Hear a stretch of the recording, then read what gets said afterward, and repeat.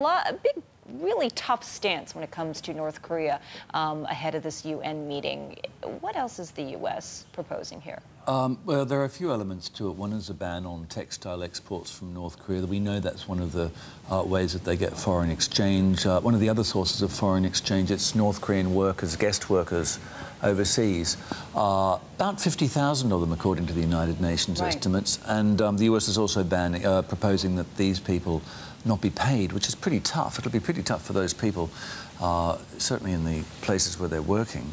And then, as you mentioned, there's the oil ban, and the bottom line is we don't see that China or Russia really looks as if they're going to support that in the Why not? UN. Why doesn't China support it? Well, I mean, it always goes back to this whole idea that China doesn't want to see a collapse of the North Korean regime. And, you know, the traditional idea is that would cause floods of refugees coming over the border. But, you know, I mean, it's so unpredictable what could potentially happen. I mean, you would have potentially chaos, who would potentially take the place of Kim if something happens there. The risk of famine, civil war. So, I mean, these are the real considerations that China has. It doesn't want to see this sort of instability right next to it. You've recently written an analysis piece on China, saying that U.S., in fact, is the instigator here, being too provocative. I mean, what does China want instead, then? Yeah, well, maybe not so much provocative, but not actually looking at the real root cause for North Korea's weapons program. And so, yeah, we did have a look at it and looked at some of the writings of Fu Ying, for example, who is the chairwoman of the Foreign Affairs Committee in the legislature, and she was also the Chinese ambassador to London at one stage, to the UK.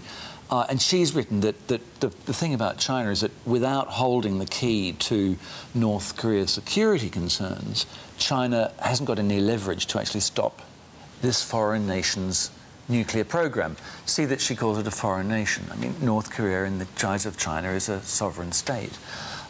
China doesn't really have any leverage over there. And if you look at the reasons why North Korea is developing this program, is this often repeated mantra that they're worried about their security. Don't they have economic leverage? Well, they do have economic leverage, but that brings us back to exactly what we were talking about earlier. If you cut off the economic assistance to North Korea, then you have a chaotic problem on your border, and the so-called flood of refugees. Funny on that that point, I was speaking to someone in Beijing just the other day who did actually point out that China could easily absorb floods of refugees coming over. I mean, 25 million North Koreans is just a blip when you look at China's population. But that said, it's the chaos on the border that they're concerned about. All right. OK, I mean, you take a look at the U.S. and, you know, you ask U.S., China is the one holding the keys. So how do these opposite views that are seemingly on a divergent path come together?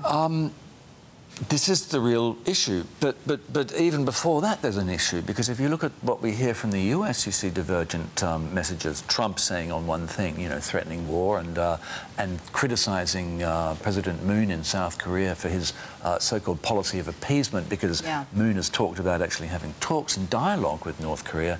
But we're hearing sort of similar stuff from Tillerson, you know, the Secretary of State, also talks about dialogue. Yes, he does give lip service to Trump's all options are on the table, including a military strike, but at the same time, he talks about being open to dialogue. So you've actually got a big, you know, there's a split within the US on how to deal with this situation. Then how does the US actually come and talk to China? Well, you know, they need to sort out their own message first. Dialogue or